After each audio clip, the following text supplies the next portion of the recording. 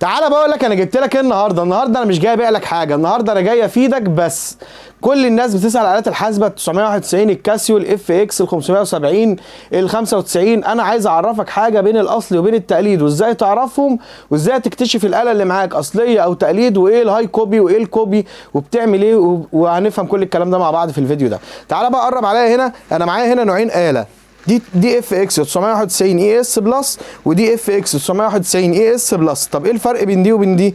دي تقريبا بنص ثمن دي، يعني دي بنص ثمن دي، يعني دي الهاي كوبي اللي هي التقليد بس اللي بتعمل ال 417 عمليه كاملين زي الاصليه، ودي الاصليه بتاعت شركه كاسيو اللي هي ما فيش اي عليها غبار. طب احنا هنعرف ازاي الكلام ده؟ في فيديو انا هسيبه لك في قلب الفيديو هتشوفه وهتعرف ازاي تجيب الباركود بتاع الاله، وازاي ان انت تاخده سكان، وازاي تتاكد من ان الاله دي اصليه او تقليد. تعالى كده نفتح اله ونقول لك بتجيب الباركود ده ازاي.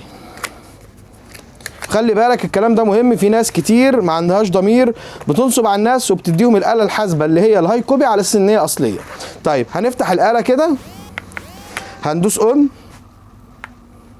في زرار هنا مود اهو اللي جنب الاون على طول هندوس عليه وندوس رقم 0، هيجي لنا الباركود ده. هنسحبه سكان زي ما انت هتشوف في الفيديو كده، تمام، وهندوس فتح في المتصفح وهندوس تحقق، جاب لنا الاله اصليه او هيجيب لنا الاله غير اصليه بالاحمر او بالازرق، تمام، بالاحمر او بالاخضر. دي الاله الهاي كوبي. طيب ايه الفرق بقى بين الهاي كوبي الكويسه والهاي كوبي اللي انا ما اشتريهاش؟ تعالى برضو قرب عليا وقرب على الاله. الهاي كوبي الكويسه اللي انت تشتريها بتعمل العمليه الحسابيه دي وبتعمل العمليه الحسابيه دي، يعني الزراير دي مش منظر، الزراير دي شغاله زي الاصليه بالظبط. طيب الثانيه مهما تدوس هنا ومهما تدوس هنا مش هتجيب لك اي حاجه خالص، فدي بالتالي ملهاش اي 30 لازمه، لان اغلب العمليات الحسابيه اللي انت بتعملها منين؟ بتعملها من العمليه دي والعمليه دي. تمام. دي قلنا الهاي كوبي ودي قلنا الاصليه. لما نيجي نفتح الهاي كوبي بنفتحها زي ما احنا فتحناها كده، بنلاقي الكيس بتاعها عادي مفتوح كده، مفيش اي حاجه ماسكاه ولا اي لزقه ولا حاجه. طيب الاصليه، وخلي بالك اوعى تاخد الباركود اللي على العلبه، لان ممكن حد يجيب التقليد ويحطها لك في علبه الاصليه ويبيعها على اساس ان هي اصليه. خلي بالك من دي، ما تجيبش الباركود بتاعها غير زي ما انا قلت لك مود 0.